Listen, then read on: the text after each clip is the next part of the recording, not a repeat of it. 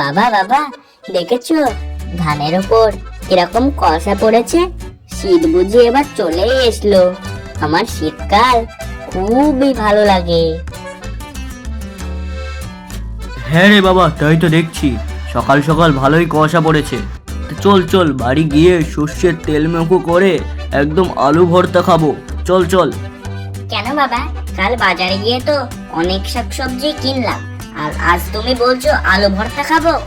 আরে বোকা, সকালে কি অত তরকারি দিয়ে মানুষ ভাত খায়? সেই জন্য দুপুরবেলায় ওটা করবে। আর তুই তাড়াতাড়ি পাটা একটু চালা, বুঝলি?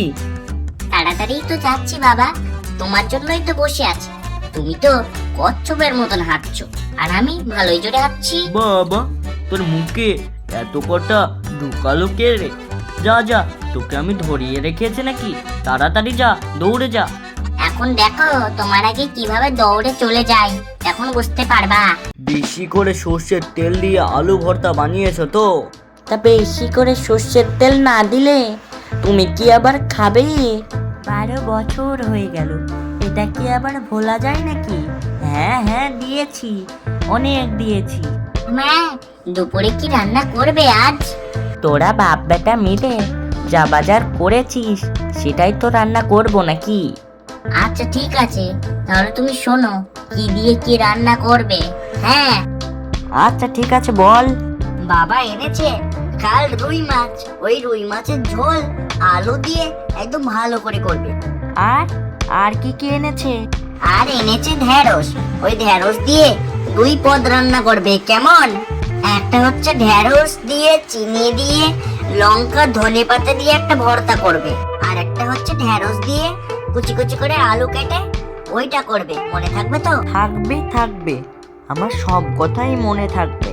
আমার একটা মাথা, তাই তো নাকি? তারপরে তো তোরা আছিস ভুলে গেলে। বাবা বাবা, আমার না এখন স্কুল অনেক দিন ছুটি, তাই বলে কি আমাকে মামার বাড়ি দিয়ে আসো, তাহলে অনেক মজাও করব আর ছুটিও কেটে যাবে, ভালোই মজা হবে। মোটেও মজা হবে না। তোর দিদা এখন বুড়ো হয়েছে, তোর দুষ্টুমি বাদরামি সামাল দিতে পারবে না, বুঝেছিস? তারপর দেখা যাবে তোর দিদা হাত পা ভেঙে একদম হসপিটালে ডাইরেক্ট ট্রান্সফার হয়ে গেল। তারপরে আমার তো কিছু করার থাকবে না, তোকে আমি বিশ্বাস করব না। বাবা, আমি কিন্তু এখন ভাত খাবো না বলে দিলাম। আরে বাবা, রানাকে এরকম ভাবে বকছো কেন? ও তো এখন ভালো হয়ে গেছে, মোটেও দুষ্টুমি করবে না। ও অনেক বড় হয়ে গেছে।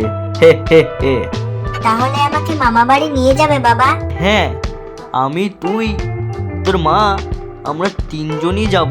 তারপরে তোকে রেখে চলে আসবো। আবার আমি কেন? বাড়িতে তো অনেক কাজ পড়ে আছে। তা তুমিও তো অনেক দিন ধরে বলছিলি মায়ের বাড়ি যাব। তা চলো এই সুযোগে মায়ের বাড়ি থেকে বেরিয়ে আসি।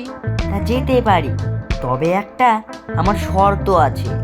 ওখানে গিয়ে রানা যদি একটু দুষ্টুমি করে, ওকে নিয়ে চলে আসবো। আচ্ছা মা, ওখানে গিয়ে আমি একটুও দুষ্টুমি করব না, আমি কথা দিচ্ছি লক্ষ্মী বাবু হয়ে থাকবো।